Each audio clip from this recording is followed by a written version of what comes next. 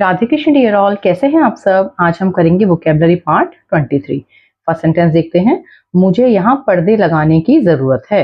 पर्दे लगाने को हम इंग्लिश में पुट अप कर्टेन्स कहते हैं। I need to put up curtains here. Next sentence देखते हैं। बच्चे यहाँ एक पुतला लगाने वाले हैं। पुतला लगाने को हम इंग्लिश में इरेक्ट, प्लेस या सेटअप अ स्टैचू कहते हैं। The children are about to erect a statue here, place a statue here या सेटअप अ स्टैचू हेयर। आप चाहें तीनों में से किसी भी एक वर्ड का यूज कर सकते हैं। नेक्स्ट सेंटेंस देखते हैं। तुम अभी और कितनी देर तक इंतजार करने वाले हो। अभी और कितनी देर तक को हम इंग्लिश में हाउ मच लॉन्गर कहेंगे। How much longer are you about to wait. Next sentence देखते हैं। मुझे आपकी अच्छी पिटाई करनी पड़ेगी। अच्छी पिटाई करने को हम इंग्लिश में गिव अ गुड बीटिंग कहते हैं। बहुत बार हम छोटे बच्चों को प्यार में कहते हैं एक बहुत अच्छी सी पिटाई की जरूरत है, तुम्हें एक अच्छी पिटाई तुम्हारी करनी पड़ेगी, तो उसे हम इंग्लिश में कहेंगे give a good beating. I will have to give you a good beating. Next sentence. मुझे चश्मे के बिना ठीक से दिखाई नहीं देता है। ठीक से दिखाई नहीं देने को हम इंग्लिश में can't see properly कहेंगे। I can't see properly without my glasses.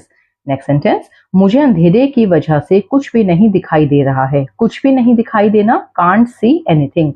Due to the darkness, I can't see anything.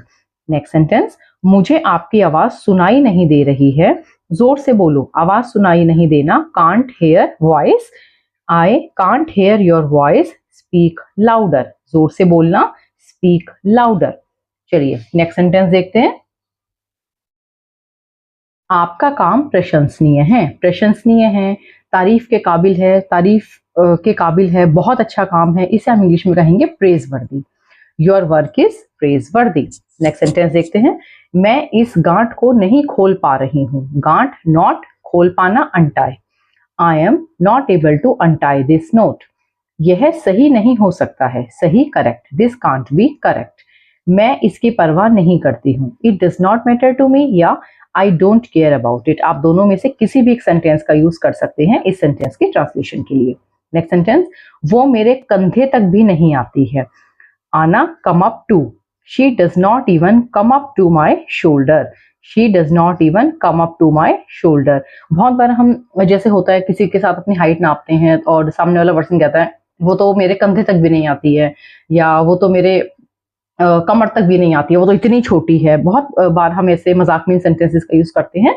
तो she does not even come up to my shoulder. Next sentence. मैंने उसे नहीं पहचाना। पहचानने को हम इंग्लिश में रिकॉग्नाइज कहते हैं। I didn't recognize him. I didn't recognize him. हम यहाँ SE या ZE किसी भी स्पेलिंग का यूज कर सकते हैं। Next sentence. तुम अपनी सांस कितनी देर तक रोक सकते हो।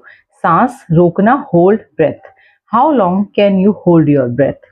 Last sentence. मैं चाहती हूँ आप यह बात अपने तक ही रखें। अपने तक ही रखना, keep it to yourself. I want you to keep it to yourself. यहाँ बात के लिए हम इंग्लिश में कोई प्रॉपर वर्ड नहीं होता है, तो हम जैसा सेंटेंस होता है वैसे बात को हम ट्रांसलेट करते हैं। फॉर एग्जाम्पल, मैंने कहा मुझे आपसे बात करनी है, तो I want to talk to you. यहाँ पर हम बात को टॉक कहेंगे। और जैसे मैंने कहा कि ऐसी कोई बात नहीं है, so there is no such matter. There is no such matter. अब यहाँ पे बात आपका एक मुद्दा बन जाती है, मैटर हो जाता है।